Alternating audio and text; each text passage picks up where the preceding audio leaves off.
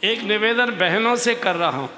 धर्म के नाम पर बहुत प्रकार की गलतफहमियां भी समाज में पैदा कर दी गई है हम जैसे लोगों के द्वारा।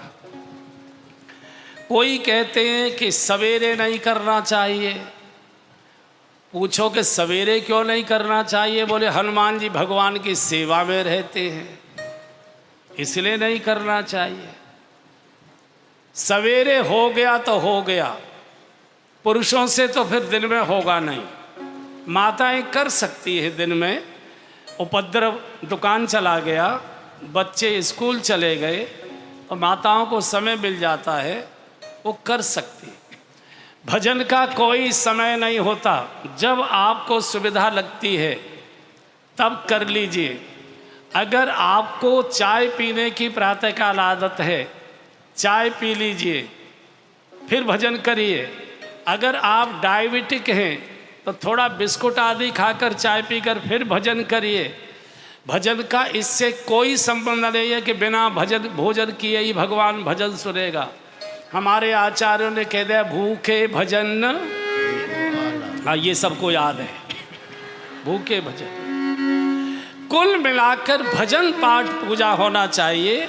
ये बेकार के पाखंड में फंसने की आवश्यकता नहीं है। और माताओं के लिए तो बहुत कठिन है, बहुत कठिन है। इसलिए पाठ करने बैठे फोन आ गया, किलसिए मत, सुन लीजिए, उत्तर दे दीजिए। फिर जहाँ से पाठ छूटा था वहाँ से करना शुरू कर दीजिए। फिर वहाँ से आगे पाठ बढ़ाया, कोई मिलने वाला आ गया, फिर पाठ रोक दीजिए, आराम से उनसे मिलिए, बात करिए, चाय पिलाइए, राजी खुशी पूछिए, चले जाएं। फिर मौका है फिर पाठ कर लीजिए। मान लो फिर दिन में अवसर नहीं मिला, शाम कर, शाम को भी नहीं मिला, रात अपनी है, करके सोइए। भजन कभी खंडित नहीं हुआ करता है। अनुष्ठान खंडित होते हैं जो किसी संकल्प से किए जाते हैं।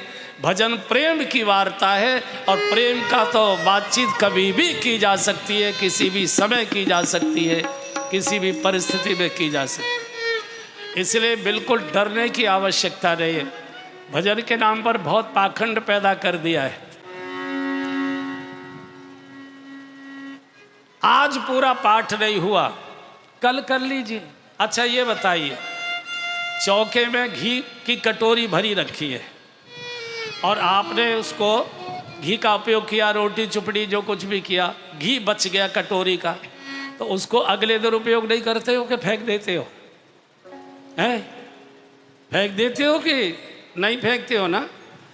चीनी चाय में डाली डिब्बे में जो बची हुई है उसे अगले दिन के लिए रख लेते हो कि नहीं रख लेते हो? तो जब घी को नहीं फेंकते हो तो फिर भजन को क्यों फेंक रहे हो? अगले दिन फिर जहाँ से छूटा था फिर वहाँ से शुरू कर दीजिए।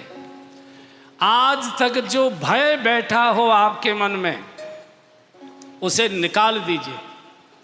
हनुमान जी को मालूम है कि इस कलिकाल में गृहस्थाश्रम में कितने झंझटें हैं और इतने झंझटों में से भी ये भजन कर रहा है। इसके साथ शर्तें मत लगाओ, ये शर्तें सतयुग त्रेता की है, कलयुग की कोई शर्त नहीं है। भाव कुभाव अलख आलस हो, नाम जपत मंगल दिस दस हो।